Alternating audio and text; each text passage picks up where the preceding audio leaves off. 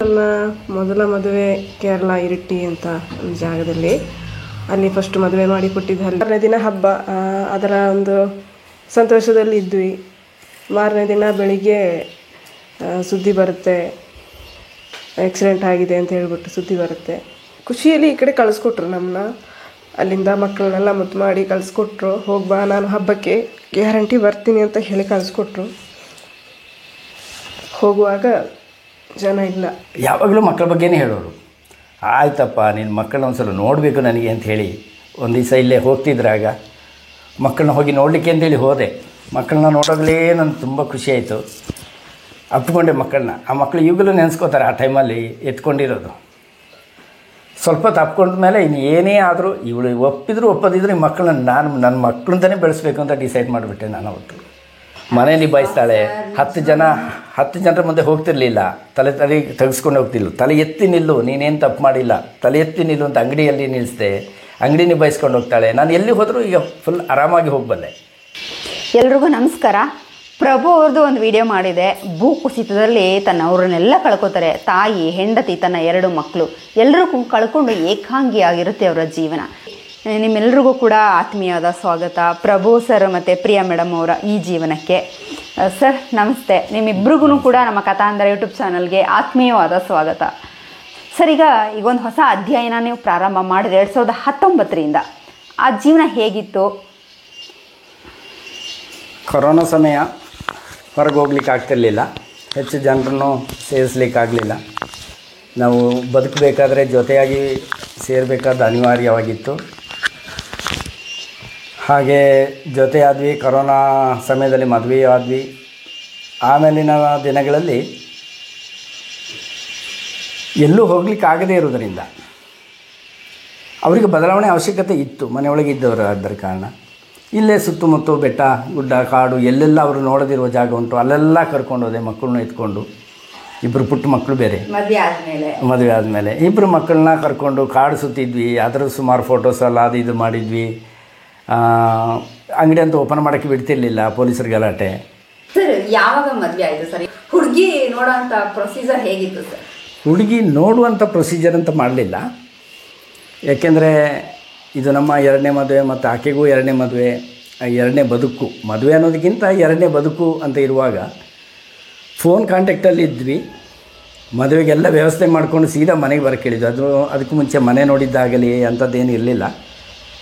ನಮ್ಮ ಒಳಗೆ ಬಂದು ಸೇರಿದ ಮೇಲೆ ಅವ್ರು ಬಂದರು. ಸೀದಾ ಮದುವೆ ಮಂಟಪಕ್ಕೆ ಹುಡುಗಿನ ಕರ್ಕೊಂಡೇ ಬಂದರು.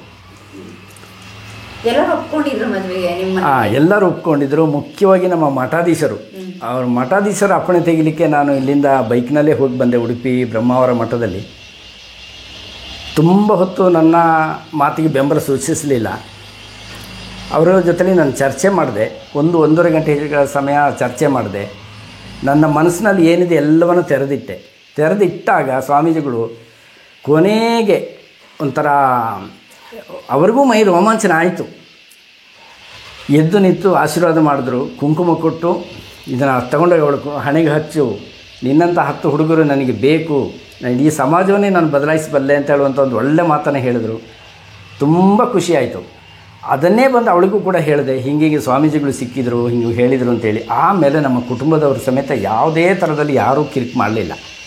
ಯಾಕೆಂದರೆ ನಾನು ಬದುಕೋದು ಅವರಿಗೆ ಮುಖ್ಯವಾಗಿತ್ತು. ನನ್ನ ತೀರ್ಮಾನಕ್ಕೆ ಯಾರೂ ಏನೂ ಹೇಳಲಿಲ್ಲ.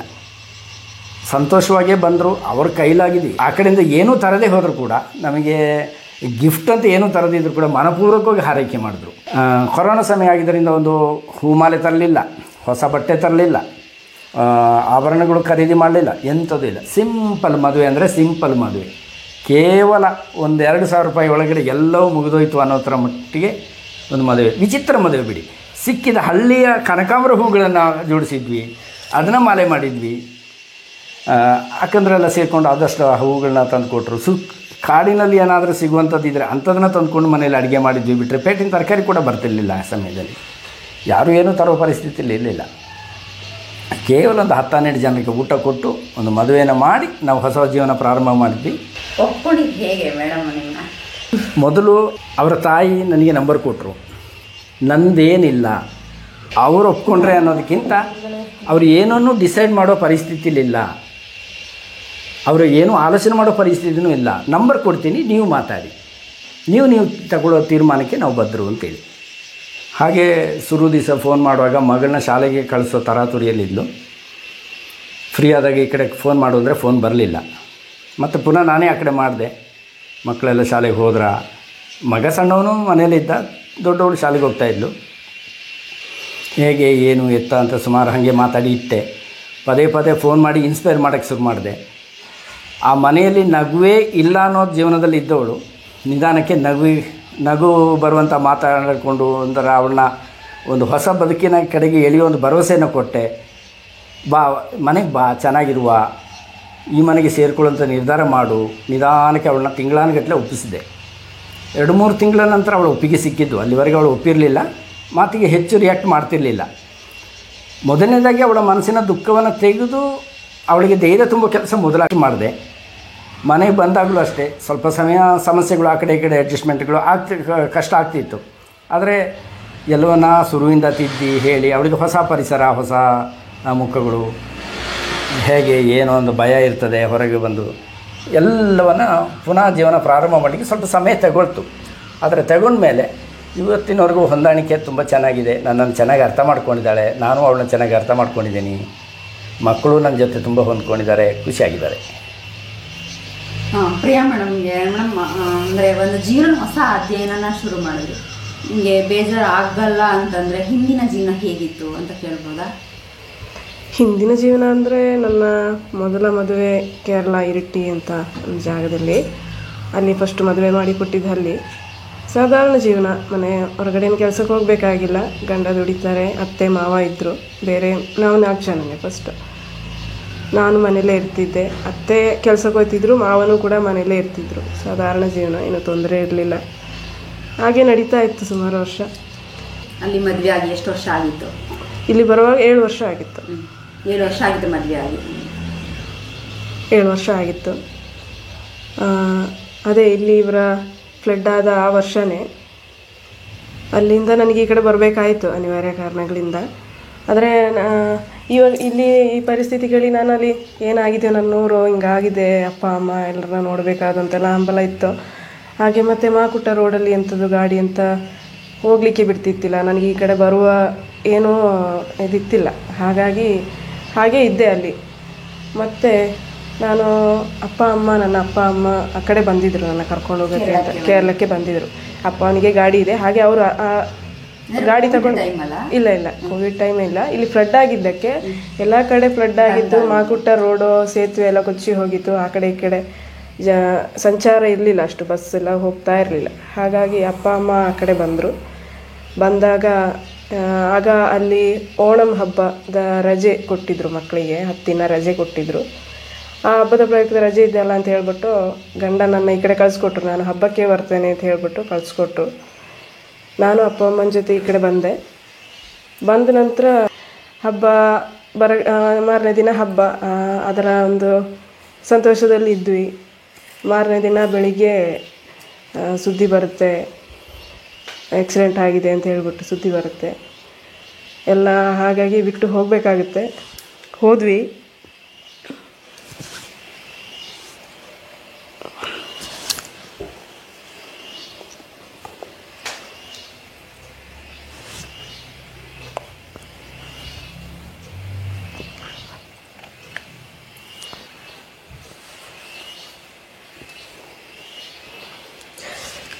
ಖುಷಿಯಲ್ಲಿ ಈ ಕಡೆ ಕಳಿಸ್ಕೊಟ್ರು ನಮ್ಮನ್ನ. ಅಲ್ಲಿಂದ ಮಕ್ಕಳನ್ನೆಲ್ಲ ಮುದ್ದು ಮಾಡಿ ಕಳಿಸ್ಕೊಟ್ರು. ಹೋಗ್ಬಾ, ನಾನು ಹಬ್ಬಕ್ಕೆ ಗ್ಯಾರಂಟಿ ಬರ್ತೀನಿ ಅಂತ ಹೇಳಿ ಕಳಿಸ್ಕೊಟ್ರು. ಹೋಗುವಾಗ ಜನ ಇಲ್ಲ.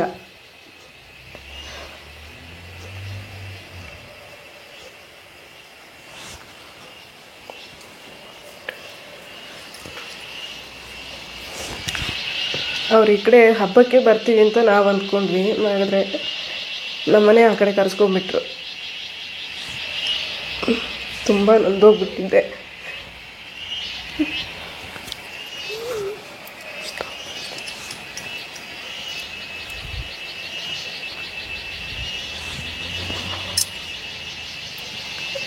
ಇಬ್ಬರು ಮಕ್ಕಳು, ಒಬ್ಬ ದೊಡ್ಡವಳು ಮಗಳು, ಸಣ್ಣ ಮಗ.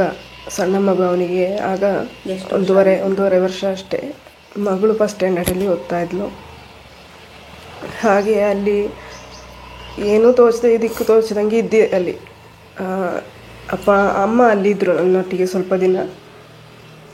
ಅಲ್ಲಿ ಅತ್ತೆ ಮಾವ 1 ವರ್ಷ ಮುಂಚೆ ತೀರ್ಕೊಂಡಿದ್ರು, ಅತ್ತೆ ಮಾತ್ರ ಇದ್ದರು. ಇಬ್ಬರಳ ತಂಗೀರಿದ್ರು. ಹಾಗೆ ಏನೋ ಒಂದು ಫುಲ್ ಸ್ಟಾಪ್ ಆದಂಗೆ ಆಯಿತು ನನ್ನ ಲೈಫು. ಮತ್ತು ಹಾಗೆ ಏನಕ್ಕೂ ಒಂದು ಸ್ಪಂದನೆ ಇಲ್ಲದೆ ಹಾಗೆ ಇದ್ದೆ. ಒಂದು 3-4 ತಿಂಗಳಾದಮೇಲೆ, ಒಂದು 2-3 ತಿಂಗಳಾದಮೇಲೆ ಅಮ್ಮ ಮೊದಲು ಈ ವಿಷಯ ಹೇಳಿದರು, ಇವರ ಬಗ್ಗೆ ಹೇಳಿದರು. ಹೀಗೀಗೆ ನನಗೆ ಯಾವ ನಿರ್ಧಾರ ತಗೊಳ್ಳುವಂಥ ಒಂದು ಮನಸ್ಥಿತಿಯಲ್ಲಿ ನಾನು ಇರಲಿಲ್ಲ. ಮತ್ತು ಇವರ ಫೋನ್ ಬರೋಕ್ಕೆ ಶುರು ಮಾಡಿದ್ದು. ಆಗ ಏನಕ್ಕೂ ಒಂದು ಮನಸ್ಸಿಲ್ಲದ ಸ್ಥಿತಿಯಲ್ಲಿದ್ದೆ. ಮತ್ತೆ ಮಾತಾಡೋಕ್ಕೆ ಶುರು ಮಾಡಿದ್ವಿ. ಹಾಗೆ ಒಂದೊಂದಾಗಿ ಅವರು ನನ್ನ ಜೀವನಕ್ಕೆ ತರುವಂಥ ಪ್ರಯತ್ನನ ಮಾಡ್ತಾಯಿದ್ರು. ಅದು ಕೂಡ ನನಗೂ ಅನಿಸ್ತು ಏನು ಮತ್ತು ಹಿಂಗೆ ಮುಂದುವರೋಕ್ಕೆ ಸಾಧ್ಯ ಇಲ್ಲ, ಮಕ್ಕಳಿದ್ದಾರೆ, ಅವರ ಮುಂದಿನ ಭವಿಷ್ಯ ನೋಡ್ಕೋಬೇಕು ಅಂತ ಅನ್ನಿಸ್ತು. ಮತ್ತು ಅಲ್ಲಿಂದ ಎಲ್ಲ ಬಿಟ್ಟು ನಾ ಈ ಕಡೆ ಬಂದೆ, ಅಮ್ಮನ ಮನೆಗೆ ಬಂದೆ. ಇಲ್ಲಿ ಬಂದು ಕೂಡ ಸುಮಾರು ಇಲ್ಲಿ ಬಂದು ಕೂಡ ನಾನು ಮದುವೆ ಆಗಬೇಕು ಅಂತ ನಿರ್ಧಾರದಲ್ಲಿ ಏನೂ ಇರಲಿಲ್ಲ. ಇಲ್ಲಿ ಬಂದೆ, ಅಲ್ಲಿ ಇರಲಿಕ್ಕೆ ನನಗೇನು ಸರಿ ಆಗಲಿಲ್ಲ. ಹೆಂಗೆ ಗಂಡ ಎಲ್ಲ ಅಂದಮೇಲೆ ಆ ಮನೆಯವರಿಗೆ ನಾನು ಸ್ವಲ್ಪ ಏನು ನಾನು ಮಕ್ಕಳ ಸ್ವಲ್ಪ ಭಾರ ಆಯಿತು ಅಂತ ಅನಿಸ್ತು ನನಗೆ ಅಲ್ಲಿ. ಹಾಗಾಗಿ ನಾನು ಅಲ್ಲಿ ಬಿಟ್ಟು ಬಂದೆ. ಬೇಡಮ್ಮ ನಾನು ಇಲ್ಲಿ ಇರೋದಿಲ್ಲ ಹೇಳಿ ನಾನು ಕರ್ಕೊಂಡೋಗಿ ಅಂತ ಹೇಳಿ ಅವರು ಕರ್ಕೊಂಡು ಬಂದರು. ಇಲ್ಲಿ ಬಂದ್ವಿ. ಇಲ್ಲಿ ಬಂದು ಮಗಳನ್ನು, ಅವಳಿಗೆ ಮಲಯಾಳಂ ಮೀಡಿಯಮಲ್ಲಿ ಓದ್ತಾ ಇದ್ಲು ಮಗಳು. ಅವಳಿಗೆ ಇಲ್ಲಿಯ ಭಾಷೆ ಗೊತ್ತಿಲ್ಲ. ಆದ್ರೂ ಪಾಪ ವಿನಾಯಕ್ ಶಾಲೆಯವರು ಸೇರಿಸ್ಕೊಂಡ್ರು. ನಾನು ಡಿಸೆಂಬರಲ್ಲಿ ಈ ಕಡೆ ಬಂದೆ. ಜನವರಿಯಲ್ಲಿ ಅವಳನ್ನ ಶಾಲೆಗೆ ಅಡ್ಮಿಷನ್ ಮಾಡಿಕೊಂಡ್ರು. ಒಂದು 2-3 ತಿಂಗಳ ಮಟ್ಟಿಗೆ ಅವಳಿಗೆ ಆ ವರ್ಷದ ಎಕ್ಸಾಮ್ ಬರ್ಸ್ತೀವಿ ಅಂತ ಹೇಳಿ ಸೇರಿಸ್ಕೊಂಡ್ರು. ಅವಳಿಗೆ ಭಾಷೆ ಗೊತ್ತಿರಲಿಲ್ಲ, ಆದರೂ ತುಂಬ ಅಡ್ಜಸ್ಟ್ ಆದಳು. ಈಗ ಎಲ್ಲ ಚೆನ್ನಾಗಿ ಮಾತಾಡ್ತಾಳೆ. ಆ ಟೈಮಲ್ಲಿ ಅವಳಿಗೆ ಕನ್ನಡ ಭಾಷೆ ಆ ಇಂದ ಏನೇನೂ ಗೊತ್ತಿರಲಿಲ್ಲ, ಮಾತು ಏನೂ ಗೊತ್ತಿರಲಿಲ್ಲ. ಫುಲ್ ಮಲಯಾಳಂ ಮೀಡಿಯಮೇ ಆಗಿತ್ತು. ಹಾಗಾಗಿ ಅವಳಿಗೆ ಒಂದು 2-3 ತಿಂಗಳು ಕ್ಲಾಸ್ ಸಿಕ್ತು. ಅಲ್ಲಿಂದ ಎಕ್ಸಾಮ್ ಬರೆಯೋಕ್ಕೂ ಆಗಲಿಲ್ಲ. ಕೊನೆಗೆ ಅಷ್ಟೊತ್ತಿಗೆ ಕೋವಿಡ್ ಆಯಿತು. ಅದೇ ಸಂದರ್ಭದಲ್ಲಿ ಇವರ ಒಂದು ಮಾತುಕತೆ ಎಲ್ಲ ಶುರುವಾಗಿತ್ತು. ಮದುವೆ ಅಂತ ಒಂದು ನಿರ್ಧಾರಕ್ಕೆ ಕೊನೆಯ ಕ್ಷಣದಲ್ಲಿ ಬಂದೆ. ಅಪ್ಪ ಅಮ್ಮ ಎಲ್ಲ ಸುಮಾರು ಹೇಳಿದರು. ನನಗೂ ಅನಿಸ್ತು, ನಾನು ಹಿಂಗೆ ಒಬ್ಬಳೇ ಇದ್ದರೆ ಮತ್ತು ಸರಿ ಹೋಗೋದಿಲ್ಲ. ಹಾಗೆ ಮಕ್ಕಳು ಕೂಡ ಅವರ ಅಪ್ಪನ ಕಳ್ಕೊಂಡಿದ್ದಾರೆ, ಆ ಸ್ಥಾನಕ್ಕೆ ಯಾರಾದರೂ ಇದ್ದೇ ಇರಬೇಕು. ಹಾಗೆ ಹೇಳಿ ಒಪ್ಪಿಕೊಂಡೆ. ಕೊನೆ ಕ್ಷಣದಲ್ಲಿ ಒಪ್ಪಿ ಮದುವೆ ಆದೆ. ಇವರಿಗೆ ಹೇಳಿದ ಏನೇನೂ ಇರಲಿಲ್ಲ. ಕೋವಿಡ್ ಟೈಮು, ಯಾವ ಒಂದು ಅವಕಾಶಗಳು ಇರಲಿಲ್ಲ. ಒಂದು ಕನಕಾಂಬರ ಹೂವು ಬದಲಾಯಿಸ್ಕೊಂಡ್ವಿ ಅಷ್ಟೇ. ಒಂದು ಫೋಟೋಗ್ರಫಿ ಇಲ್ಲ, ಏನು ಸವಿ ನೆನಪುಗಳು ಅಂತ ಹೇಳಿ ಇದೇನಿಲ್ಲ. ಸಿಂಪಲ್ಲಾಗಿ ಮದುವೆ ಆಯಿತು. ಫೋನಲ್ಲಿ ಯಾವಾಗ ಕೇಳಿದರು ಏನು ತೀರ್ಮಾನ ಮಾಡಿದೆ ಅಂತ ಕೇಳಿದ್ರೆ, ನನಗೆ ಮಕ್ಕಳ ಭವಿಷ್ಯ ಮುಖ್ಯ. ಮಕ್ಕಳ ಭವಿಷ್ಯ ಮುಖ್ಯ. ಯಾವಾಗಲೂ ಹೇಳೋದು, ಮಕ್ಕಳನ್ನ ಚೆನ್ನಾಗಿ ನೋಡ್ಕೋಬೇಕು ಅಷ್ಟೇ. ಅವಳ ತಲೆಯಲ್ಲಿ ಬೇರೆ ಏನೂ ಕಲ್ಪನೆಗಳಿಲ್ಲ, ಬೇರೆ ಏನೂ ಆಸೆಗಳಿಲ್ಲ. ಯಾವಾಗಲೂ ಮಕ್ಕಳ ಬಗ್ಗೆನೇ ಹೇಳೋರು. ಆಯ್ತಪ್ಪ, ನಿನ್ನ ಮಕ್ಕಳನ್ನ ಒಂದು ಸಲ ನೋಡಬೇಕು ನನಗೆ ಅಂತ ಹೇಳಿ ಒಂದು ದಿವಸ ಇಲ್ಲೇ ಹೋಗ್ತಿದ್ರಾಗ ಮಕ್ಕಳನ್ನ ಹೋಗಿ ನೋಡಲಿಕ್ಕೆ ಅಂತೇಳಿ ಹೋದೆ. ಮಕ್ಕಳನ್ನ ನೋಡೋಗಲೇ ನನಗೆ ತುಂಬ ಖುಷಿಯಾಯಿತು. ಅಪ್ಪಿಕೊಂಡೆ ಮಕ್ಕಳನ್ನ. ಆ ಮಕ್ಕಳು ಈಗಲೂ ನೆನೆಸ್ಕೋತಾರೆ ಆ ಟೈಮಲ್ಲಿ ಎತ್ಕೊಂಡಿರೋದು. ಸ್ವಲ್ಪ ತಪ್ಕೊಂಡ ಮೇಲೆ ಇನ್ನು ಏನೇ ಆದರೂ ಇವಳು ಒಪ್ಪದಿದ್ರು ಮಕ್ಕಳನ್ನ ನನ್ನ ಮಕ್ಕಳಂತಲೇ ಬೆಳೆಸಬೇಕು ಅಂತ ಡಿಸೈಡ್ ಮಾಡಿಬಿಟ್ಟೆ ನಾನು ಅವತ್ತು. ಆವತ್ತಿಂದ ನಮ್ಮ ಹೊಸ ಜೀವನ ಶುರುವಾಯಿತು. ಅವಳೇನು ಒಪ್ಪಿಗೆ ಕಾದರೆ ಆಗಲಿಕ್ಕಿಲ್ಲ ಅಂತೇಳಿ ಅವ್ರ ಅಮ್ಮನ ಹತ್ರ ಹೇಳಿದೆ ನಾನು.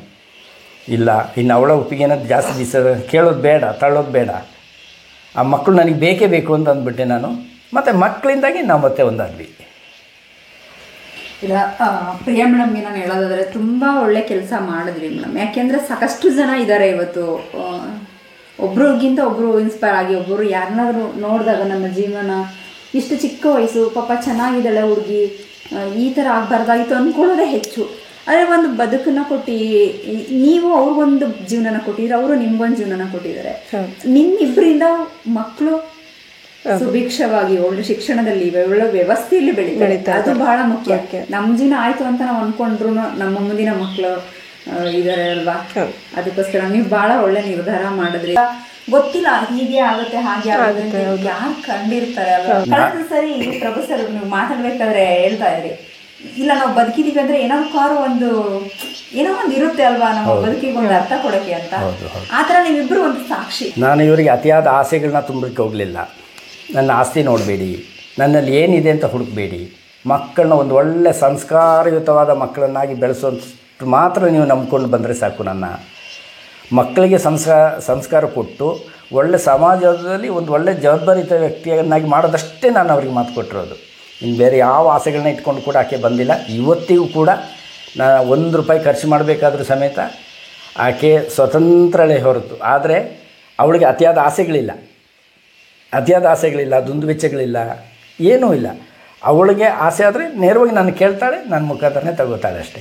ಈಗ ಪ್ರತಿ ತಾಯಿಗೂ ಫಸ್ಟು ನಮಗೆ ನಾವೇನೋ ಒಂದು ಹೆಜ್ಜೆ ಇಡ್ತೀವಿ ಅಂದ್ರೂ ನಮ್ಮ ಮಕ್ಕಳೇ ನಮಗೆ ಮೇಯ್ನ್. ಮದುವೆಯನ್ನು ಧಾರ್ಮಿಕ ವಿಧಿವಿಧಾನದಲ್ಲಿ ದತ್ತು ಪ್ರಕಾರ ನಾನು ಮಾಡಿಕೊಂಡೆ. ಆ ಲೆಕ್ಕದಲ್ಲಿ ಮಕ್ಕಳು ಕೂಡ ದತ್ತು ತಗೊಂಡಂಗೆ ಆಯಿತು.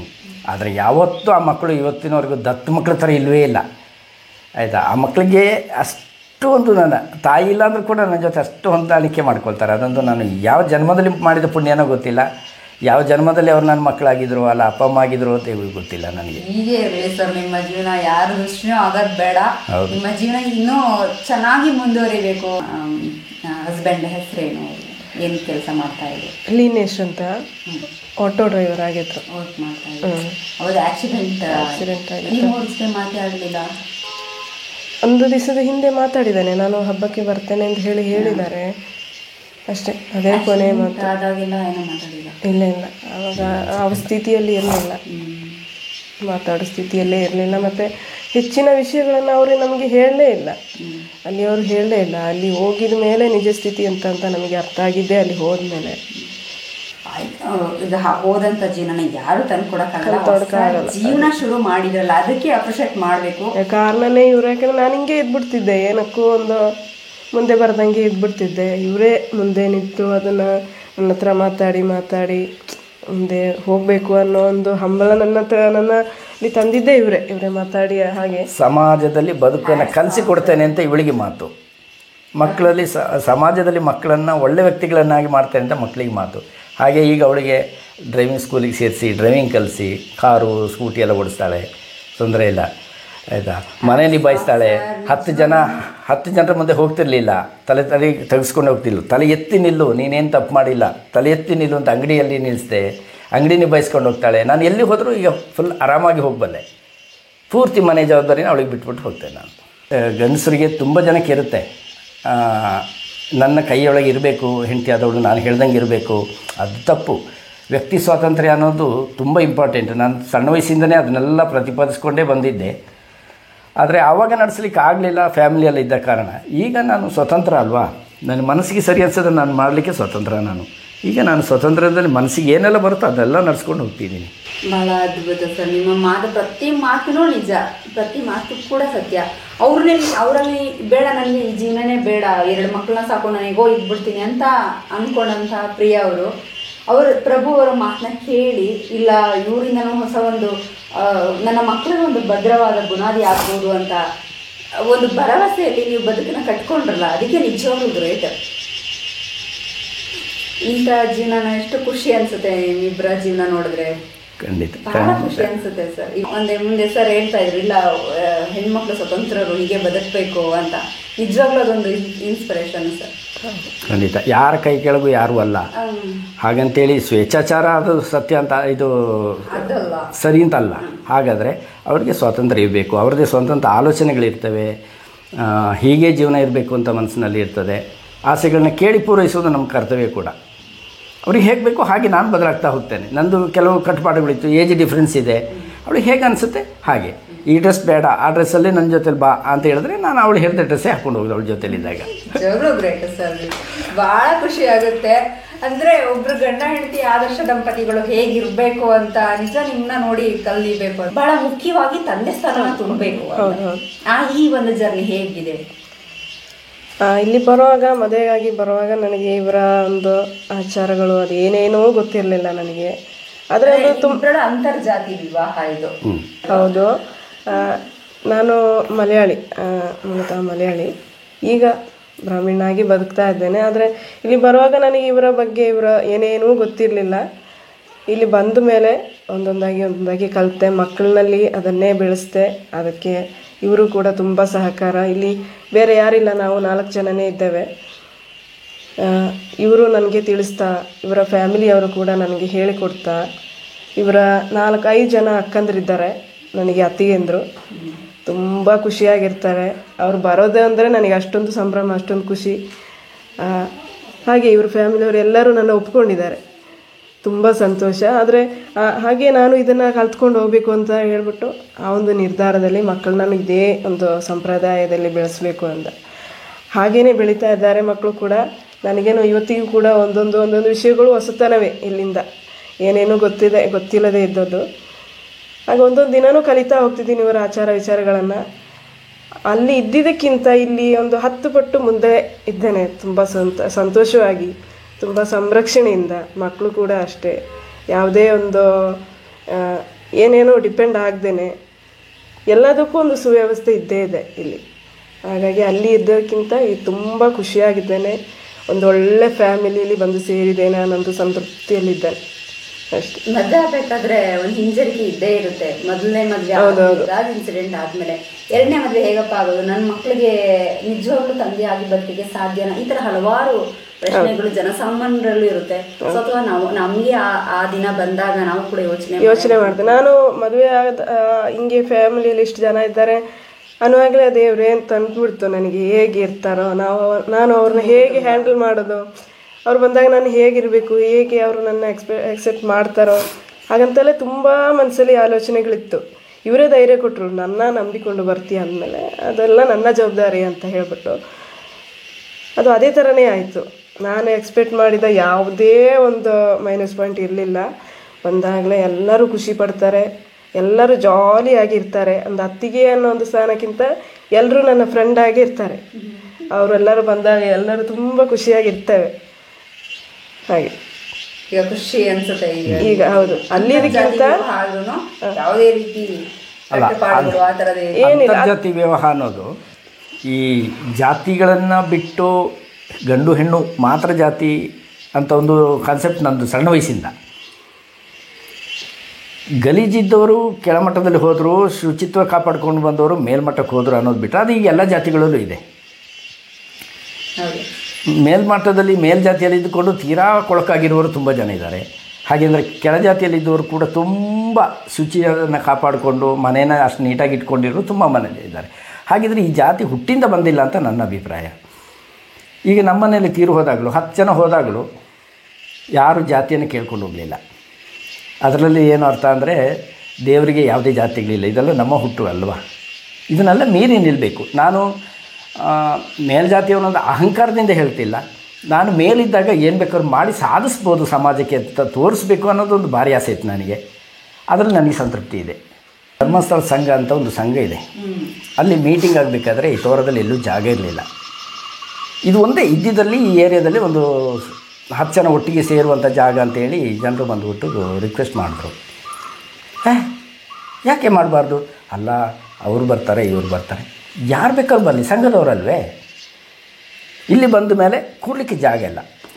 ಫುಲ್ ಚಾಪೆ ಹಾಸೋದು, ಇಲ್ಲಿ ಅವರ ಪದಾಧಿಕಾರಿಗಳು ಕೂತ್ಕೊಳ್ಳೋದು, ಆಮೇಲೆ ಮೀಟಿಂಗ್ ಸ್ಟಾರ್ಟ್ ಮಾಡೋದು. ನಾವು ಕೆಳಗಡೆ ಅಂಗಡಿಯಲ್ಲಿ ಬ್ಯುಸಿ ಇರ್ತಿದ್ವಿ. ಇವರು ಮೀಟಿಂಗೆಲ್ಲ ಮುಗಿದ ಮೇಲೆ ಪ್ರಭಣ ಹಂಗೆ ಮೀಟಿಂಗ್ ಮುಗೀತು, ಬಾಗಿಲು ಹಾಕಬೇಕಾ ಅಂತ ಕೇಳ್ತಾರೆ. ಇಲ್ಲ, ಹೆಂಗಿದೆ ಹಾಗೆ ಬಿಟ್ಟು ಬನ್ನಿ, ಮತ್ತು ಗಲೀಜಾಗಿದೆ ಒರೆಸ್ಕೊಡ್ತೀವಿ, ಗುಡಿಸ್ಕೊಡ್ತೀವಿ ಅಂತ ಎಷ್ಟು ಹೇಳಿದ್ರು ನಾವು ಅದಕ್ಕೆಲ್ಲ ಇದು ಮಾಡ್ತಿರ್ಲಿಲ್ಲ. ನಮ್ಮನ್ನೇ ನಾವು ಕ್ಲೀನ್ ಮಾಡ್ಕೋತೀವಿ, ಅದಕ್ಕೇನು ತೊಂದರೆ ಇಲ್ಲ. ನಿಮ್ಮ ಮೀಟಿಂಗ್ ಮುಗೀತಾ, ನಿಮ್ಮ ಕೆಲಸ ಆಯಿತಾ, ಸಂತೋಷನಾ, ಹೋಗಿ ಬನ್ನಿ. ಇನ್ನು ಮಳೆ ಹೊರಗಡೆ ಎಲ್ಲ ಎಲ್ಲಿ ಮೀಟಿಂಗ್ ಮಾಡಲಿಕ್ಕಾಗ್ತದೆ. ಅದಕ್ಕೆ ತಕ್ಕ ಕಟ್ಟಡಗಳು ಬಂದ ಮೇಲೆ ಅದೆಲ್ಲ ಕಡಿಮೆ ಆಗ್ತಾ ಹೋಯ್ತು ಅಷ್ಟೇ. ಒಂದು ಹೆಣ್ಣು ಸಹ ಸ್ವಾಭಿಮಾನಿಯಾಗಿ ಸ್ವಾವಲಂಬಿಯಾಗಿ ಬದುಕಬೇಕು ಅಂತ ಒಂದು ಗಂಡೆ ಕಾರಣ. ಡ್ರೈವಿಂಗ್ ಕಲಿಸಿದ್ದೀರಾ, ಪ್ರತಿಯೊಂದರಲ್ಲಿ ತಲೆ ನೋಡಿ ನೀನು ಸ್ವತಂತ್ರ ಅಂಗಡಿಯನ್ನು ಕೂಡ ಸ್ವತಂತ್ರವಾಗಿ ನಡೆಸ್ತಾಳೆ. ಸಾಮಾನು ಬರೀ ವ್ಯಾಪಾರ ಮಾಡೋದು ಮಾತ್ರ ಅಲ್ಲ, ತರಿಸ್ಕೊಳ್ಳುವಂಥದ್ದನ್ನು ತರಿಸ್ಕೋತಾಳೆ, ವಹಿವಾಟುಗಳೆಲ್ಲ ಮಾಡ್ತಾಳೆ. ಎಲ್ಲ ಕಲಿಸಿದ್ದೇನೆ. ನಾವು ಏನು ಅಂತ ನಾವೇನು ಶಾಶ್ವತ ಅಲ್ಲ. ಒಬ್ಬರು ಹೋದಾಗ ಇನ್ನೊಬ್ಬರು ಸಫರ್ ಆಗಬಾರ್ದು ಅನ್ನೋದು ನಂದು ಮೇನ್ ಇಂಟೆನ್ಷನ್. ನಾನು ಆ ಮಕ್ಕಳಿಗೂ ಹೆಸರಿಗೋಸ್ಕರ ಏನೇನು ಮಾಡ್ತಿದ್ನೋ ಈ ಮಕ್ಕಳಿಗೂ ಅದನ್ನೇ ಮಾಡ್ತಿದ್ದೀನಿ. ಅವ್ರಿಗೋಸ್ಕರ ಏನು ಕಲಿಸಿದ್ನೋ, ಅವ್ರು ಯಾವತ್ತೂ ಒಂದು ಮನೆಗೆ ಹೋಗಿ 4 ದಿವಸ ಉಳಿದ್ರೂ ಕೂಡ ಒಂದು ಕೆಟ್ಟ ಹೆಸರು ತೆಗೆದವರಲ್ಲ, ಒಂದು ಚೀಟಿ ಅಂತ ಅನ್ಸ್ಕೊಂಡವರಲ್ಲ. ಅದೇ ರೀತಿಯಲ್ಲಿ ಈ ಮಕ್ಕಳನ್ನ ಪ್ರಿಪೇರ್ ಮಾಡ್ತಾ ಇದ್ದೇನೆ. ಆಲ್ಮೋಸ್ಟ್ ರೆಡಿ ಆಗಿದ್ದಾರೆ, ಇನ್ನೇನು ತೊಂದರೆ ಇಲ್ಲ. ಒಳ್ಳೆ ಸಂಸ್ಕಾರನ ಕಲಿಸ್ಬೇಕು, ಅದೇ ಮೇನ್ ಅಲ್ಲ ಸರ್.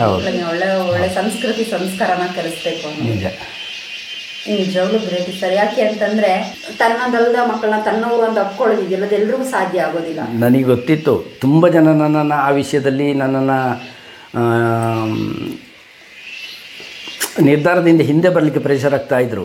ಯಾಕೋ ಇದು ಸರಿಯಾಗಲ್ಲ ಕಣೋ, ನಿನಗೆ ಅದು ಸರಿ ಆಗಲಿಕ್ಕಿಲ್ಲ. ಇಲ್ಲ, ನನಗೆ ಮನಸ್ಸಿದೆ, ನಿಮಗೆ ಮನಸ್ಸಿದೆಯಲ್ಲೋ ಗೊತ್ತಿಲ್ಲ. ಅದನ್ನು ನನ್ನ ಮಕ್ಕಳು ಆ ಮಕ್ಕಳನ್ನ ನನ್ನ ಮಕ್ಕಳು ಅಂತ ತಗೊಳ್ಳುವಂಥ ಒಂದು ಸಮಾಧಾನ, ಆ ವೈಶಾಲ್ಯತೆ ನನಗಿದೆ. ಅದರಿಂದ ಆ ಸಮಸ್ಯೆ ಬರದಂಗೆ ಮೇಂಟೈನ್ ಮಾಡ್ಕೊಂಡು ನಾನು ಹೋಗ್ತೇನೆ. ಹೆಂಗೂ ಎಲ್ಲ ಕಳ್ಕೊಂಡು ನಿಂತಿದ್ದೇನೆ ಅಲ್ವಾ, ಇನ್ನು ಯಾರೂ ಏನು ಅದ್ರ ಬಗ್ಗೆ ಕಮೆಂಟ್ ಮಾಡಬೇಡಿ ಅಂತೇಳಿ 1-2 ಸಲ ಹಿಂಜರಿಕೆ ಸ್ನೇಹಿತರೆಲ್ಲ ಸಜೆಷನ್ ರೂಪದಲ್ಲಿ ಕೊಡ್ತಾ ಬಂದರು. ನನಗೆ ಸರಿ ಅನಿಸಲಿಲ್ಲ ಅದು. ಯಾಕೆಂದರೆ ಯಾಕಾಗಲ್ಲ, ಆಗದಿರೋದನ್ನು ಮಾಡಿದಾಗಲೇ ತಾನೇ ನಾವೊಂದು ಸಾರ್ಥಕ ಬದುಕು. ಎಲ್ಲರೂ ಮಾಡೋಂಥದ್ದು ನಾವು ಮಾಡ್ತಾ ಹೋದರೆ, ಕೇಡು ಕಿಚ್ಚು ಮಾಡ್ತಾ ಹೋದರೆ ಏನು ಪ್ರಯೋಜನ ಉಂಟು? ಊರಲ್ಲಾದರೂ ಅಷ್ಟೇ, ಎಷ್ಟಾಗ್ತದೋ ಅಷ್ಟು ಕೈ ಸಹಾಯ ಮಾಡಿಕೊಂಡೇ ನಡೀತಾ ಇದ್ದೇನೆ ಇವತ್ತಿಗೂ. ಊರಿನೊಳಗೂ ಎಲ್ಲೂ ನಾನು ಇಷ್ಟಗಳು ಉಳಿಸ್ಕೊಳ್ಳಲ್ಲ. ಒಂದು ದಿವಸ ಸಿಟ್ಟು ಬಂದು ಬೈದ್ರೂ ಮಾರನೇ ದಿವಸ ಅವನ್ನ ಕರೆದು ಹೆಗಲ ಮೇಲೆ ಕೈ ಇಟ್ಟು ಮಾತಾಡ್ಸಿನೇ ಕಳಿಸೋದು. ಆ ಸಿಟ್ಟನ್ನು ಮತ್ತೆ ಮುಂದುವರ್ಸಲ್ಲ. ನಾಳೆ ನಾವು ಇರ್ತೀವೋ ಅನ್ನೋ ಗ್ಯಾರಂಟಿಯೇ ಇಲ್ಲ. ಮತ್ತು ಯಾಕೆ ಈ ನಿಷ್ಠುರಗಳು? ಇರೋಷ್ಟು ದಿವಸ ನಗ್ನಗ್ತಾ ಸಂತೋಷವಾಗಿ ಬಾಳೋಣ. ಜಾತಿ ಭೇದಗಳು ಅಂತ ಹೊಡೆದಾಡೋದು ಬೇಡ, ಆಸ್ತಿ ಪಾಸ್ತಿ ಅಂತ ಹೊಡೆದಾಡೋದು ಬೇಡ, ನನ್ನದು ಅಂತ ಕಿತ್ತಾಡೋದಂತೂ ಮೊದಲೇ ಬೇಡ. ಅಹಮನ್ನು ಬಿಟ್ಟು ಬದುಕೋಣ, ಇದು ನನ್ನ ಆಸೆ. ಭಾಳ ಖುಷಿ ಆಯಿತು ಸರ್ ನಿಮ್ಮನ್ನ ಭೇಟಿ ಮಾಡಿದ್ದು ಮತ್ತು ಇಂಟರ್ವ್ಯೂ ಮಾಡ್ತಾ ಇರೋದು. ಈಗ 2020ರಲ್ಲಿ ನೀವು ಹೊಸ ಒಂದು ಬದುಕನ್ನು ಶುರು ಮಾಡಿದ್ರಲ್ಲ ಸರ್? 2019 2020ರಲ್ಲಿ ನೀವು ಹೊಸ ಬದುಕಲ್ಲಿ ಈಗ 4 ವರ್ಷ ಆಯಿತು. ಈಗ 4 ವರ್ಷದಲ್ಲಿ ಸರ್ ಭಾಳಷ್ಟು ಏನು ಕಲ್ತಿದ್ದೀರಾ ಮೇಡಮಿಂದ, ನೀವು ಅವಳಿಂದ ಕಲಿಯೋದು ನನಗೆ ತುಂಬ ಇದೆ. ಶಿಸ್ತುಬದ್ಧವಾಗಿರಬೇಕು ಅದೆಲ್ಲ ಇತ್ತು. ಹೊರಡುವಾಗ ಇಂಥದ್ದೇ ಡ್ರೆಸ್ ಹಾಕ್ಕೊಂಡು ಹೋಗಬೇಕು, ಡ್ರೆಸ್ ಸೆನ್ಸ್. ನನಗೆ ನಿಜವಾಗಿ ಡ್ರೆಸ್ ಸೆನ್ಸ್ ಎಲ್ಲ ಇರಲಿಲ್ಲ. ಮೊದಲು ಅವಳು ಬಗ್ಗೆ ಪಾಪ ಆಕೆ ತುಂಬ ಹೇಳ್ತಿದ್ಲು, ನಾನು ಅದನ್ನು ತಗೊಳ್ತಿರ್ಲಿಲ್ಲ. ಈಗ ಅನಿಸ್ತಿದೆ ನಾನು ಆವಾಗ ಕೇಳಬೇಕಿತ್ತು ಅಂತೇಳಿ. ನನಗೇನು ಸರಿ ಅಂತ ಅದು ಮಾತ್ರ ಮಾಡ್ಕೊಂಡು ಹೋಗೋದು. ಹಾಗೆ ಮನೆಯಿಂದ ಹೊರಗೆ ಹೋಗುವಾಗಲೂ ಹೇಳಿ ಹೋಗೋ ಅಭ್ಯಾಸ ಇರಲಿಲ್ಲ. ಸಮಯ ಆಯಿತು, ನನ್ನ ಕೆಲಸಕ್ಕೆ ನಾನು ಹೊರಟುಬಿಡ್ತಿದ್ದೆ. ಅದೆಲ್ಲ ತಪ್ಪು. ಹೇಳಿ ಹೋಗೋದಿದ್ರೆ ಕಷ್ಟ ಆಗ್ತದೆ, ನೀವು ಎಲ್ಲಿ ಹೋಗ್ತಿದ್ರೆ ಹೇಳಬೇಕು. ಅದು ಮತ್ತೆಲ್ಲ ಅವಳಿಂದ ಅಂಥದ್ದೆಲ್ಲ ಸುಮಾರಷ್ಟು ಕಲ್ತ್ಕೊಂಡೆ. ಕಲಿಯೋಂಥ ತುಂಬ ಇದೆ. ಅವಳಿಂದನೂ ನಾನು ತುಂಬ ಕಲ್ತಿದ್ದೀನಿ. ನೀವು ಮೇಡಮ್ ಏನು ಕಲ್ತಿದ್ದೀರಾ ಸರ್ ಅಂತ? ಅವರಿಂದನೂ ನಾನು ತುಂಬ ಕಲ್ತಿದ್ದೇನೆ. ಒಂದೇ ಅವರೇ ಹೇಳ್ತಿದ್ದಾರಲ್ಲ, ನಾನೀಗ ನನ್ನ ನನ್ನ ಕಾಲ ಮೇಲೆ ನಾನು ನಿಲ್ಲುವಂಥ ಒಂದು ಧೈರ್ಯ ನನಗಿದೆ. ನಾನು ಒಬ್ಬಳೇ ಇರ್ತೇನೆ. ಇವರು ಆ ಕಡೆ ಹೋದರೂ ಅಂಗಡಿ ನಿಭಾಯಿಸೋ ನನಗೆ ಧೈರ್ಯ ಇದೆ. ಡ್ರೈವಿಂಗ್ ಕಲಿಸಿದ್ದಾರೆ, ಎಲ್ಲ ಮುಂದೆ ಬಂದಿದ್ದೇನೆ. ಪ್ರತಿಯೊಂದು ಕೂಡ ಅದೇ ಒಂದು ಬೇರೆ ಒಂದು ನಾಣ್ಯದ 2 ಮುಖ ಅಂತ ಹೇಳ್ತಾರೆ. ಅದೇ ಒಂದು ಜೀವನ ಬೇರೆಯೇ, ಇದು ಒಂದು ಜೀವನ ಬೇರೆಯೇ ಇದೆ. ಎರಡಕ್ಕೂ ಈಗ ಹೊಂದಾಣಿಕೆ ಆಗಿದೆ. ಈಗ ಅದಕ್ಕಿಂತ ಆ ಜೀವನಕ್ಕಿಂತ ಇದು ತುಂಬಾ ಹೊಂದಾಣಿಕೆ ಆಗಿದೆ. ಅವರಿಂದ ಕಲ್ತಿದ್ದು ತುಂಬಾ ಇದೆ. ಮತ್ತು ಅವರ ಫ್ಯಾಮಿಲಿ ಕೂಡ ತುಂಬ ಒಳ್ಳೆ ಜನಗಳು. ಅಂದರೆ ಕುಡಿತದ ಚಟಗಳಿಲ್ಲ, ಮತ್ತು ತುಂಬ ನೀಟಿ. ಮನೆಯಲ್ಲಿ ಹೋದರೂ ಕೂಡ ಗಮನಿಸ್ಬೋದು. ವಿದ್ಯಾಭ್ಯಾಸ ಕಡಿಮೆ ಇದ್ದರೂ ಕೂಡ ಸಮಾಜದಲ್ಲಿ ಬದುಕಲಿಕ್ಕೆ ಏನು ಬೇಕೋ ಅದು ಚೆನ್ನಾಗಿ ಕಲ್ತಿದ್ದಾರೆ. ಒಂದು ನಯ ವಿನಯ ಮಾತುಕತೆ. ಈಗ ಬರ್ತಾರೆ, ಬಂದರೂ ಕೂಡ ಅಷ್ಟೇ ಅಶುದ್ಧ ಇದೆ ಅದು ಇದೆ ಅಂದರೆ ಬರೋದೇ ಇಲ್ಲ, ಅಲ್ಲಿಂದನೇ ಹೋಗ್ಬಿಡ್ತಾರೆ. ಯಾಕಪ್ಪ ಅಂತ ನಾನು ಅಂದ್ಕೋಬೇಕು, ಮತ್ತೆ ಗೊತ್ತಾಗುತ್ತೆ. ಮತ್ತು ಬಂದು ಕೂತಾಗಲೂ ಅಷ್ಟೇ ಅನಾವಶ್ಯಕ ಮಾತಾಡೋದಾಗಲಿ ಅಂಥದ್ದು ಏನಿಲ್ಲ. ತುಂಬ ಒಂದು ಖುಷಿಯಾಗುತ್ತೆ, ತುಂಬ ಖುಷಿಯಾಗುತ್ತೆ. ಅಷ್ಟೇ ಅಲ್ಲ ಸರ್ ಮನುಷ್ಯನಿಗೆ ಬೇಕಾಗಿರೋದು. ಅಲ್ಲ, ನನಗೆ ಬೇಕಾಗಿರೋದು ಒಂದು ಸೈಡಿಂದ ದೇವ್ರು ಕಿತ್ಕೊಂಡ. ಆದರೆ ನನ್ನ ಕಷ್ಟ ಸುಖಗಳನ್ನು ನಾನು ಬೇರೆ ಯಾರ ಹತ್ರ ಹೇಳ್ಕೊಳಕ್ಕೆ ಹೋಗಲಿಲ್ಲ. ಒಂದು ತೊಟ್ಟು ಕಣ್ಣೀರು ಹಾಕ್ಕೊಂಡು ಇದನ್ನು ಗೋಗರ್ದು ಜನರ ಮುಂದೆ ಅನುಕಂಪಕ್ಕೆ ಇಡಿಸ್ಕೊಳಕ್ಕೆ ಹೋಗಲಿಲ್ಲ. ಆಗಬೇಕಾದ್ದೇ, ಹುಟ್ಟಿದವ ಸಾಯಲೇಬೇಕು. ಹಾಗೆ ಸತ್ತ ಮೇಲೆ ಉಳಿದವರು ಹೆಂಗೆ ಬದುಕಬೇಕು ಅಂತ ಯೋಚನೆ ಮಾಡಿದರೆ ಇನ್ನೊಬ್ಬರಿಗೋಸ್ಕರ ಅಲ್ಲ, ನಮಗೋಸ್ಕರ ಬದುಕಬೇಕು. ಇನ್ನೊಬ್ಬರನ್ನ ತೃಪ್ತಿಪಡಿಸೋಕ್ಕಾಗಲ್ಲ. ಆಗ ನಮಗೋಸ್ಕರ ನಾವು ಬದುಕಬೇಕಾದ್ರೆ ಒಂಟಿಯಾಗಿ ಬದುಕು ಸಾಧ್ಯವೇ ಇಲ್ಲ. ಮನೆಯಿಂದ ಹೊರಗೆ ಇಳಿದು ವಾಪಸ್ ಮನೆ ಹತ್ತುವಾಗ ಮನೆಯಲ್ಲಿ ಜನ ಕಾಯ್ತಿದ್ದಾರೆ ಅಂತ ನಾವು ಬರೋದೇ ಬೇರೆ. ಮಕ್ಕಳು ಕಾಯ್ತಿದ್ದಾರೆ, ಹೊರಗಡೆ ಏನೂ ತಿನ್ನಲ್ಲ ನಾನು. ದೂರ ಪ್ರಯಾಣದ ವಿಷಯ ಬೇರೆ, ಪೇಟೆಗೆಲ್ಲ ಹೋದರೆ ಏನೂ ತಿನ್ನೋದೇ ಕುಡಿಯೋದೇ ಮನೆಗೆ ಬರ್ತೀನಿ, ಯಾಕೆ ಮೇಲೂ ಕಾಯ್ತಾ ಇರ್ತಾರೆ ನನಗೋಸ್ಕರ ಅಂತ. ಅದೊಂದು ಯಾವಾಗಲೂ ನನಗೆ ಸಿಕ್ಕಿದೆ ಉಂಟಲ್ಲ, ಆ ಸಂತೋಷಕ್ಕೆ ಬೆಲೆ ಕಟ್ಟಲಿಕ್ಕಾಗೋದಿಲ್ಲ. ದೇವರು ಏನೇನು ಕೊಡಬೇಕೋ ಇನ್ನೊಂದು ಬಗೆಯಿಂದ ಎಲ್ಲ ಕೊಟ್ಟಿದ್ದಾನೆ. ಒಂದು ಕಡೆಯಿಂದ ಕಿತ್ಕೊಂಡ್ರು ಕೂಡ ನಾನು ಪೂರ್ತಿ ಅವನಿಗೆ ವಹಿಸ್ಬಿಟ್ಟಿದ್ದೀನಿ ಇನ್ನೊಂದು ದುಃಖಗಳನ್ನೆಲ್ಲ. ಅವನ ಮುಂದೆ ಮಾತ್ರ ನಾನು ದುಃಖ ತೊಳ್ಕೊಂಡಿದ್ದು, ಬಿಟ್ಟರೆ ಇನ್ನು ಯಾರು ವ್ಯಕ್ತಿಗಳ ಮುಂದೆ ನಾನು ದುಃಖ ತೊಳ್ಕೊಂಡಿಲ್ಲ. ಸ್ನೇಹಿತರು ಅವರಿಗೆ ಆದಷ್ಟು ಸಹಾಯವನ್ನು ಅವರು ಬಾಯಲ್ಲಿ ಹೇಳಿದರು, ಕೈಯಲ್ಲಾಗೂ ಸಹಾಯ ಅವರು ಮಾಡಿದರು. ಆದರೆ ದೇವರು ಕೊಡುವಂಥವ್ರ ಮುಂದೆ ಯಾವುದೂ ಇಲ್ಲ.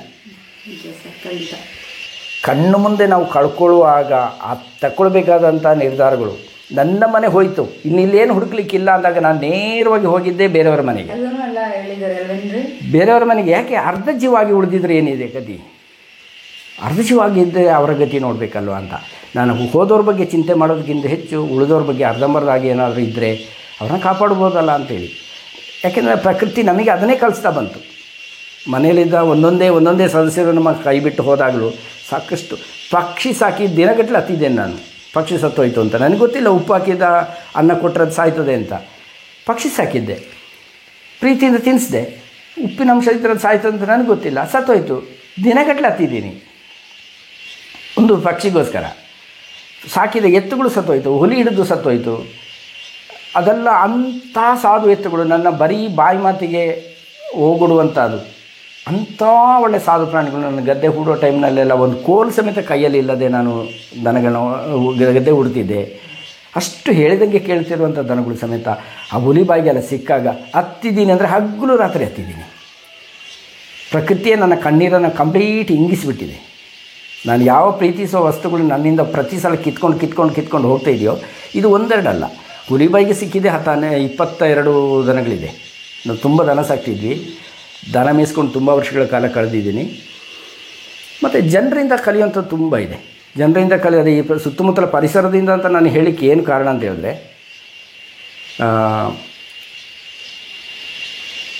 ನಮ್ಮ ಒಂದು ಬೆಳೆಯುವ ಹಂತದಲ್ಲಿ ನಮ್ಮ ಕೈಗೆ ಯಥೇಚ್ಛವಾಗಿ ದುಡ್ಡು ಸಿಗುವಂಥದ್ದು ಇದಿರಲಿಲ್ಲ. ಪೇಟೆಗೆ ಹೋಗಿ ಬರಲಿಕ್ಕೆ ₹1 ಕೇಳಿ ಕೊಡಲಿಲ್ಲ ಜನ. ಪೇಟೆಯಲ್ಲಿ ದುಡ್ಡು ಏನೋ ಕಳ್ಕೊಂಡ್ಬಿಟ್ಟಿದ್ದೆ, ಪರ್ಸ್ ಕಳ್ಕೊಂಡೋ ಏನೋ ಒಂದಾಗಿತ್ತು, ತುಂಬ ದುಃಖದಲ್ಲಿದ್ದೆ. ದುಡ್ಡಿರೋರು ನಾವು ಕಾಡಿಬೇಡಿ ₹1 ನನಗೆ ದಕ್ಸಿಕೊಳ್ಳೋಕ್ಕಾಗಲಿಲ್ಲ. ನಿನ್ನೆ ಏನು ಗ್ಯಾರಂಟಿಲಿ ಕೊಡೋದು ಅಂತಿದ್ರು. ಆದರೆ ಅದು ನನ್ನ ಇಷ್ಟರ ಮಟ್ಟಿಗೆ ಬೆಳೆಸುತ್ತೆ ಅಂತ ನನಗೆ ಯಾವಾಗ ಗೊತ್ತಾಗಲಿಲ್ಲ. ಅವರು ಅವತ್ತು ಆ ಮಾತು ಆಡದೆ ಹೋಗಿದ್ದರೆ ಇವತ್ತು ನಾನು ಈ ಮಟ್ಟಿಗೆ ಬೆಳೀತಾನೇ ಇರಲಿಲ್ಲ.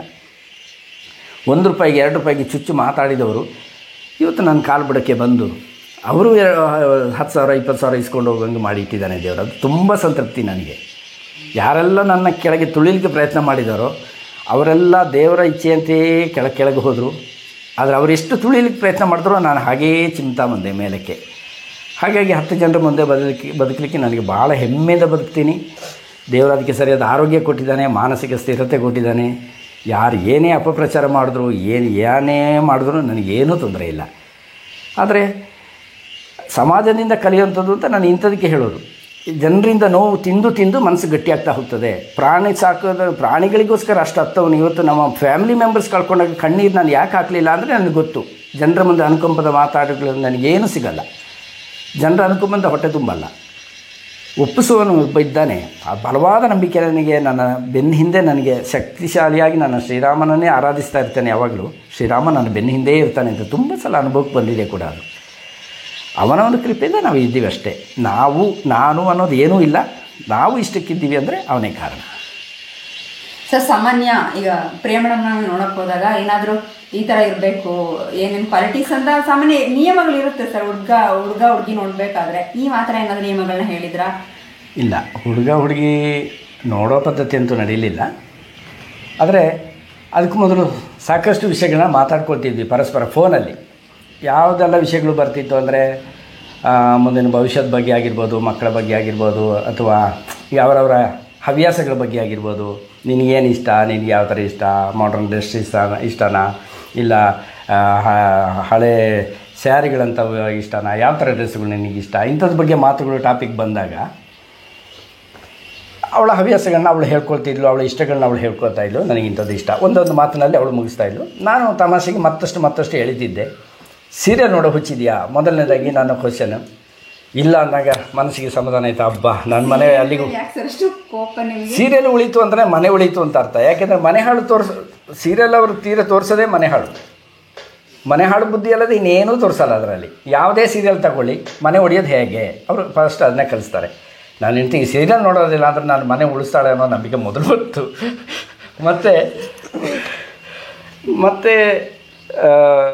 ಮತ್ತು ಬೇರೆ ಏನು ಹವ್ಯಾಸ ಇದೆ, ಸ್ಪೋರ್ಟ್ಸ್ ಏನಾದರೂ ಇದೆಯಾ?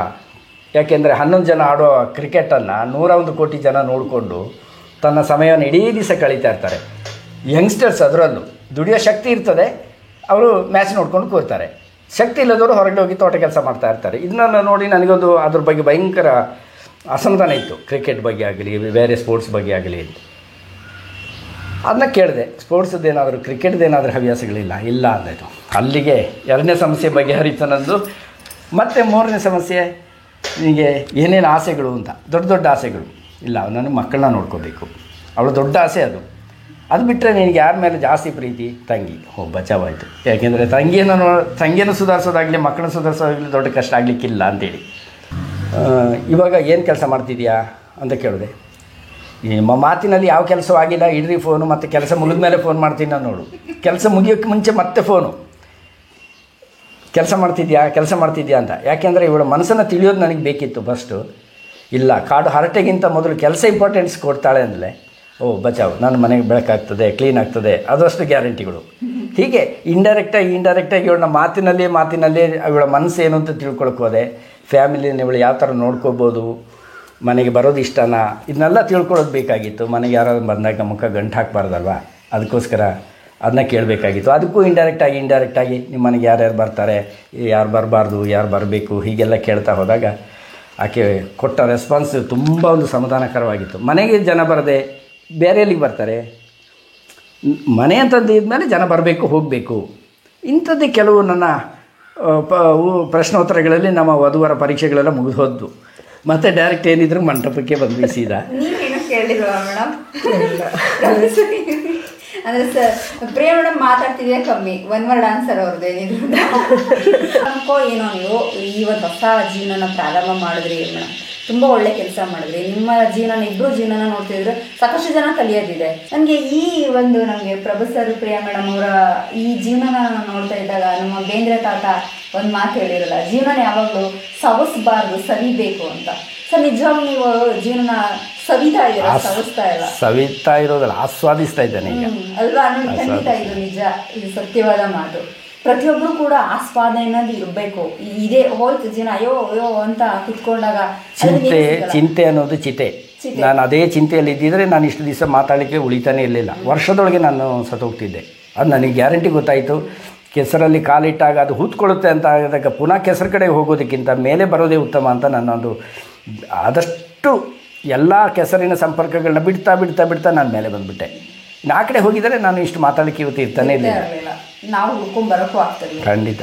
ನಿಮ್ಮಿಬ್ಬರ ಮುಖದಲ್ಲೂ ನಾನು ಒಂದು ಹೊಸ ರೀತಿಯ ನಗುನ ನೋಡ್ತಾ ಇದ್ದೀನಿ ಸರ್. ನಿಮ್ಮಲ್ಲೂ ಕೂಡ ಒಂದು ಹೊಸ ಚೈತನ್ಯನ ನೋಡ್ತಾ ಇದ್ದೀನಿ.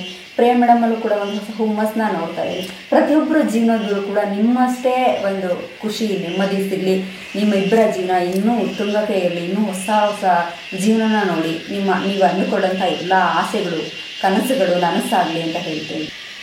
ಜೀವನದಲ್ಲಿ ಬದುಕಿನಲ್ಲಿ 2 ವಿಧ. ಪ್ರಸಿದ್ಧರಾಗಬೇಕಂದ್ರೆ ಕುಖ್ಯಾತಿಯನ್ನು ಪಡೀಲಿಕ್ಕೆ 1 ನಿಮಿಷ ಸಾಕು. ಆದರೆ ಇಡೀ ಜೀವನನೇ ಒಳ್ಳೆತನದಲ್ಲಿ ಕಳೆದರೂ ಕೂಡ ಪ್ರಸಿದ್ಧಿಗೆ ಬರೋದು ತುಂಬ ಕಷ್ಟ. ತುಂಬ ಒಳ್ಳೆಯವರು ಇದ್ದಾರೆ ನಮ್ಮ ಮಧ್ಯೆ, ಇಲ್ಲ ಅಂತಲ್ಲ. ಆದರೆ ಇಷ್ಟೆಲ್ಲ ಒಂದು ಜನರ ಮಧ್ಯೆ ಒಂದು ಒಳ್ಳೆಯ ಭಾವನೆಯನ್ನು ಸೃಷ್ಟಿ ಮಾಡಿ ನಾನೊಂದು ಒಳ್ಳೆಯ ಜೀವನ ಮಾಡ್ತಾಯಿದ್ದೀನಿ ಅಂತ ಹೇಳಿ ನೀವು ಚಾನಲ್ ಮುಖಾಂತರ ಜನರಿಗೆ ತಲುಪಿಸ್ತಾ ಇರೋದರಿಂದ ನನ್ನ ಮನಸ್ಸಿನ ಒಂದು ಅನಿಸಿಕೆಯನ್ನು ಇವತ್ತು ನನಗೆ ಜನರಿಗೆ ತಲುಪಿಸ್ಲಿಕ್ಕೆ ಇಷ್ಟಪಡ್ತೇನೆ. ಬದುಕಿ, ನಿಮಗಾಗಿ ನೀವು ಬದುಕಿ, ನಿಮಗೆ ಸರಿ ಅನಿಸಿದಾಗೆ ಬದುಕಿ. ಯಾರು ಯಾವುದೇ ಕಾರಣಕ್ಕೂ ಪ್ರಾಣವನ್ನು ಕಳ್ಕೊಳ್ಳುವಂಥ ಕೆಲಸ ಮಾಡಬೇಡಿ. ಏನೇ ಕಷ್ಟಗಳು ಬಂದರೂ ಹಗಲಾದಾಗೆ ರಾತ್ರಿ ಬಂದೇ ಬರುತ್ತೆ, ರಾತ್ರಿ ಆದ ತಕ್ಷಣ ಪುನಃ ಬೆಳಗಾಗೇ ಆಗುತ್ತೆ. ಆ ನಿರೀಕ್ಷೆ ಇರಲಿ ಜೀವನದಲ್ಲಿ. ನನಗೆ ಏನು ಎಕ್ಸ್ಪೆಕ್ಟೇಷನ್ ಏನಿಲ್ಲ. ಮಕ್ಕಳನ್ನ ನೋಡಬೇಕು, ಅದೊಂದೇ. ಅದೇನು ಅಂತ ನಮಗೆ ನೋಡುವಾಗಲೇ ಗೊತ್ತಾಗ್ತದೆ, ಇಲ್ಲಿ ಯಾರಿಲ್ಲ, ಏನೋ ತೊಂದರೆ ಇಲ್ಲ ಅಂತ ಗೊತ್ತಾಗ್ತದೆ. ಹಾಗಾಗಿ ನಂಬಿಕೆಯಲ್ಲಿ ಬಂದೆ. ಆ ನಂಬಿಕೆನ ಈಗಲೂ ಉಳಿಸ್ಕೋತಾ ಇದ್ದಾರೆ. ಮಕ್ಕಳು ಕೂಡ ಅಷ್ಟೇ. ನಾನಿಲ್ಲದೋದ್ರೂ ಇವ್ರ ಜೊತೆ ಮಕ್ಕಳು ಖುಷಿಯಾಗಿರ್ತಾರೆ, ಸಂತೋಷವಾಗಿರ್ತಾರೆ. ಮಕ್ಕಳು ಶಾಲೆ ಬಿಟ್ಟು ಬರುವಾಗ ಅಲ್ಲಿ ಸ್ಟೆಪ್ಪಿಂದ ಕೇಳಿ ಬರೋದು, ಅಪ್ಪ ಇಲ್ಲಿಂದ ಕೇಳಿನೇ ಮೇಲೆ ಹತ್ತೋದು. ಅವ್ರ ಅಂಗಡಿಯಲ್ಲಿ ಕಂಡಿಲ್ಲ ಅಂದರೆ ಅಪ್ಪ ಮನೇಲಿದ್ದಾರಾ, ಮೇಲಿದ್ದಾರಾ, ಎಲ್ಲಿ ಇದ್ದಾರೆ ಅಂತ ಹೇಳಿ ಕೇಳಿಯೇ ಮನೆಗೆ ಬರೋರು. ಹಾಗೆ ಅಷ್ಟು ಅವರು ಕೂಡ ಅಷ್ಟೊಂದು ಡಿಪೆಂಡ್ ಆಗಿದ್ದಾರೆ. ಹೀಗೆ ಮುಂದಕ್ಕೆ ಹೋದ್ರೆ ಸಾಕು ಅಂತ ಅಷ್ಟೇ. ಎಕ್ಸ್ಪೆಕ್ಟೇಷನ್ ಏನೂ ಇಲ್ಲ. ಈಗ ಇವತ್ತಿನ ದಿನ ದಾಟಿತು ಅಂದರೆ ದಾಟಿತು ಅಷ್ಟೇ. ನಾಳೆ ಬಗ್ಗೆ ಚಿಂತೆ ಮಾಡೋದು ಏನಿಲ್ಲ, ಏಕೆಂದರೆ ಎಲ್ಲ ಸುವ್ಯವಸ್ಥೆಗಳು ಇದ್ದಾವೆ. ಹಾಗಾಗಿ ಆಸೆಗಳೂ ಇಲ್ಲ. ಅವರ ಒಂದು ಭವಿಷ್ಯ ಮುಂದಕ್ಕೆ ಒಂದು ಚೆನ್ನಾಗಾದರೆ ಸಾಕು, ನಾವು ಕೂಡ ಹೀಗೇನೆ ಮುಂದುವರೆದ್ರೆ ಸಾಕು. ನಮ್ಮ ಫ್ಯಾಮಿಲಿ ಕೂಡ ಯಾವುದೇ ಒಂದು ವ್ಯತ್ಯಾಸಗಳಾಗದೆ ಇವಾಗ ಹೇಗಿದೆಯೋ ಹಾಗೇ ಕೂಡ ಮುಂದುವರೆದ್ರೆ ಸಾಕು ಅಂತಷ್ಟೇ. ಬೇರೆ ಎಂಥದ್ದು ನನಗೆ ಆಸೆಗಳು ಇಲ್ಲ, ಏನಿಲ್ಲ. ಮದುವೆ ಆದ ನಂತರ ಕೊರೋನಾ ಸಮಯ, ಮನೆಯಿಂದ ಹೊರಗೆ ದಾಟಕ್ಕೂ ಬಿಡ್ತಿರ್ಲಿಲ್ಲ. ಎಲ್ಲಿಗೆ ಹೋಗೋದು ಅಂತ ಹೇಳಿದ್ರೆ ಸಿಟಿಯವರಾದರೆ ಮನೆಯೊಳಗೆ ಕೂರಬೇಕಾದ ಅನಿವಾರ್ಯತೆ ಇತ್ತು. ನಮಗೆ ಹೆಂಗಾದರೂ ಹಿಂಬಾಗಿಲಿಂದ ಹೊರಗೆ ಹೋಗ್ಲಿಕ್ಕೆ ಅವಕಾಶ ಇತ್ತು. ನಾವು ಆ ಸಮಯದಲ್ಲಿ ಎಲ್ಲೆಲ್ಲಿ ಸುತ್ತಲಿಕ್ಕೆ ಆಗ್ತದೋ ಅಷ್ಟು ಕಾಡುಗಳನ್ನು ಬೆಟ್ಟಗಳನ್ನು ಸುತ್ತಿಬಿಟ್ಟಿವಿ, ಮಕ್ಕಳ ಸಮೇತವಾಗಿ. ತುಂಬ ಜಾಗದಲ್ಲಿ ಅವ್ರು ನೋಡದೇ ಇರುವಂಥದ್ದು ನೀರು ಎಲ್ಲಿದೆ, ಬೆಟ್ಟ ತುದಿಯಲ್ಲಿ ಎಲ್ಲಿದೆ, ಪ್ರಶಾಂತವಾದ ವಾತಾವರಣಗಳು ಎಲ್ಲಿದೆ, ಎಲ್ಲ ಕಡೆ ಕಾಡು ಪ್ರಾಣಿಗಳು ಸಿಗೋ ಕಡೆ ಎಲ್ಲ ಸುತ್ತಿ ನೋಡಿಬಿಟ್ವಿ ಅವತ್ತು. ಬೆಟ್ಟದ ಮೇಲೆ ಹೋದಾಗಲೂ ಅಷ್ಟೇ. ಅಲ್ಲ, ಹನಿಮೂನ್ಗೆಲ್ಲ ನೀವು ಬೆಟ್ಟ ತುಸಿದ್ರ ಸರ್? ಇದರಲ್ಲಿ ಹನಿಮೂನ್ ಅನ್ನೋ ಪದಕ್ಕೆ ಅರ್ಥ ಇಲ್ಲ. ಯಾಕೆಂದರೆ ಆ ಕ್ಷಣದಲ್ಲಿ ನಮ್ಮ ಹೊಂದಾಣಿಕೆ ಮಾತ್ರ ಮುಖ್ಯ ಆಗಿತ್ತು. ಅವಳನ್ನ ಸಂತೋಷಪಡಿಸೋದು ಮೇನ್ ಇಂಟೆನ್ಷನ್ ಆಗಿತ್ತು. ಆ ಒಂದು ವಿಚಾರದಲ್ಲಿ ನನಗೆ ಅನುಭವ ಇದ್ದಿದ್ದು ಕಾಡು ಬೆಟ್ಟಗಳು. ಅಲ್ಲಿ ಎಲ್ಲಿ ಬೇಕಾದ್ರೂ ಹೆಜ್ಜೆಗೂ ನನಗೆ ಪರಿಚಯ. ಬೆಟ್ಟದಲ್ಲಿ ಯಾವ ಮೂಲೆಯಲ್ಲಿ ಆದರೂ ಅಷ್ಟೇ ನಾನು ದಿನಕ್ಕೆ 2 ಸಲ 3 ಸಲ ಬೆಟ್ಟ ಹತ್ತುತ್ತಾ ಇದ್ದವನು. ಹಾಗಾಗಿ ಆ ಎಲ್ಲ ಗಿಡ ಮರಗಳ ಪರಿಚಯ ಕೂಡ ಇತ್ತು. ಇಂಥ ಗಿಡ ಇಂಥದ್ದು ಔಷಧಿಗೆ ಆಗ್ತದೆ, ಇಂಥದ್ದು ಆ ಬಳ್ಳಿ ಇಂಥದಕ್ಕೆ ಆಗ್ತದೆ, ಎಲ್ಲವನ್ನು ಹೇಳ್ಕೊಂಡು ಹಾಗೆ ಕಾಡು ಮೇಲೆ ಕೂತ್ಕೊಂಡು ಸಂಜೆ ಆಗೋ ಮತ್ತೆ ರಿಟರ್ನ್ ಬರ್ತಿದ್ವಿ. ಎಷ್ಟು ದಿನ ಸುತ್ತಿದ್ರಿ ಆ ಥರ ಕಾಡು? ಸಿಕ್ಕಾಬಿಟ್ಟೆ ದಿನ ಕಾಡಿಗೆ ಹೋಗ್ಬಿಟ್ವಿ. ಒಂದು ದಿವಸ ಸುಸ್ತಾಯ್ತು ಅಂದರೆ ಒಂದು ದಿವಸ ರೆಸ್ಟ್ ಮಾರನೇ ದಿವಸ ಮತ್ತೆ ಎದ್ದು ಹೋಗೋದು. ಕೋವಿಡ್ ಟೈಮಲ್ಲಿ ಲಾಕ್ಡೌನ್ ಇಲ್ಲ ಬಿಡಿ, ನೀವು ಅಷ್ಟು ಒಳ್ಳೆ ಪರಿಸರ ಲಾಕ್ಡೌನ್. ಫಾಲ್ಸ್ಗಳಿದೆ ನಮ್ಮ ಸುತ್ತಮುತ್ತ, ಫಾಲ್ಸ್ಗಳಿದೆ. ಒಂದು ತೋರ ದೇವಸ್ಥಾನದ ಹತ್ರ ಒಂದು ಫಾಲ್ಸ್ ಇದೆ, ದೇವಸ್ಥಾನ ಇದೆ. ಅಲ್ಲಿ ಒಂದು ಜನ ಅಂತೂ ಯಾರೂ ಬರಲ್ಲ. ಚೆನ್ನಾಗಿದ್ದ ಟೈಮಲ್ಲಿ ಜನ ಬರೋಲ್ಲ, ಕೋವಿಡ್ ಟೈಮಲ್ಲಿ ಒಟ್ಟು ಜನ ಇಲ್ಲ. ಹಾಗಾಗಿ ನಾವು ಅಲ್ಲೆಲ್ಲ ದೇವಸ್ಥಾನ ಸುತ್ತೋದು, ಇಲ್ಲ ಫಾಲ್ಸಿಗೆ ಹೋಗೋದು, ಇಲ್ಲ ಅದ್ರ ಮೇಲೆ ಹಾಗೆ ಬೆಟ್ಟ ಹತ್ತಿ ಒಳ್ಳೆ ಟ್ರೆಕ್ಕಿಂಗ್ ಥರ ಆಗ್ತಿತ್ತು ನಮಗೆ. ಏರ್ಲಿಕ್ಕಾಗದೇ ಇರುವಂಥ ಜಾಗಗಳೆಲ್ಲ ಹೋದರೆ ಒಳ್ಳೆ ಟ್ರೆಕ್ಕಿಂಗೇ. ಅಂಥ ಪ್ಲೇಸ್ಗಳು ಸಿಕ್ಕಾಪಟ್ಟೆ ಇದೆ ನಮ್ಮ ಏರಿಯಾದಲ್ಲಿ. ಇಲ್ಲ, ಇವಾಗ ಆ ಕಡೆ ಇಲ್ಲ. ಅಂಗಡಿ ಫುಲ್ ಡೇ ಓಪನ್ ಇರುತ್ತೆ. ಅದಕ್ಕೆ ಅಂಗಡಿಗೆ ರಜಾ ಅಂದರೆ ನಾವೆಲ್ಲ ಟೂರ್ ಹೋದರೆ ಮಾತ್ರ. ಟೂರ್ ಕೂಡ ಸಿಕ್ಕಾಪಟ್ಟೆ ಹೋಗ್ತೀವಿ ನಾವು. ಪ್ರೊಫೆಸರು ಎಷ್ಟೊಂದು ಆಳವಾಗಿ ಅಂತರಂಗನ ಮುಟ್ಟೋ ಥರ ಮಾತಾಡೋರು, ಆದರೆ ಅವರಲ್ಲಿ ಎಷ್ಟೊಂದು ಹಾಸ್ಯ ಪ್ರಜ್ಞೆ ಇದೆ ಅನ್ನೋದಕ್ಕೆ ಇದು ಸಾಕ್ಷಿ. ಅವ್ರ ಮದುವೆ ಇನ್ಸಿಡೆಂಟ್ ಇಷ್ಟೇ ಹಾಸ್ಯಮಯವಾಗಿರಲಿ, ನಿಮ್ಮ ಜೀವನ ಇಷ್ಟೇ ನಗುವಿಂದ ಕೂಡಿರಲಿ ಸರ್. ತುಂಬ ವರ್ಷ ಇನ್ನು ಏಜ್ ಆದಮೇಲೆ ಮತ್ತೊಂದು ಇಂಟರ್ವ್ಯೂ ಮಾಡೋಣ, ಏಜ್ ಆಗಿರ್ತಿಂತ ಅವಾಗಿನ ಒಂದು ಬದುಕಿನ ತೋರಿಸೋಣ ಸರ್. ಬಹಳ ಖುಷಿ ಆಯಿತು ನಿಮ್ಮನ್ನ ಭೇಟಿಯಾಗಿದ್ದು ಮತ್ತು ಸಂದರ್ಶನ ಮಾಡಿದ್ದು. ಪ್ರಿಯಮ್ಮನ ನಿಮ್ಮ ಜೀವನ ಕೂಡ ನಿಮ್ಮ ಮುಖನ ನೋಡ್ತೀರಿ ಅನಿಸುತ್ತೆ ಸರ್, ನಗು ಇದೆ ನಿಮ್ಮ ಮುಖದಲ್ಲಿ. ನನ್ನ ಮೊದಲೇ ಹೇಳಿದಂಗೆ ಸರ್, ನಿಮ್ಮಿಬ್ಬರಿಗೂ ಆಲ್ ದ ಬೆಸ್ಟ್, ಕಂಗ್ರ್ಯಾಚುಲೇಷನ್ಸ್. ಇಬ್ಬರು ಕೂಡ 100 ವರ್ಷ ಚೆನ್ನಾಗಿ ಅಂತ ಬಯಸ್ತಾ ಇದ್ದೀನಿ. ಇಷ್ಟೊತ್ತು ಯಾವುದೇ ಮುಚ್ಚುಮರೆ ಇಲ್ಲದೆ ಎಲ್ಲನೂ ಕೂಡ ಓಪನ್ ಅಪ್ ಆಗಿ ಮಾತಾಡಿದಿರ. ನಿಮ್ಮ ವಿಡಿಯೋವನ್ನು 4 ಜನ ನೋಡಿದಾಗ ಅವ್ರ ಮುಖದಲ್ಲೂ ಕೂಡ ನಗು ಅರಳಿ ಮತ್ತು ಅವರ ಜೀವನದಲ್ಲೂ ಕೂಡ ಬೆಳಕು ಮೂಡಲಿ ಅಂತ ಹೇಳ್ತಾ ಈ ವಿಡಿಯೋನ ನಿಮಗೆ ಮುಗಿಸ್ತಾ ಇದ್ದೀನಿ. ಮತ್ತೊಂದು ವಿಶೇಷ ವಿಡಿಯೋದೊಂದಿಗೆ ಮತ್ತೆ ಭೇಟಿಯಾಗೋಣ. ಎಲ್ರಿಗೂ ಧನ್ಯವಾದ.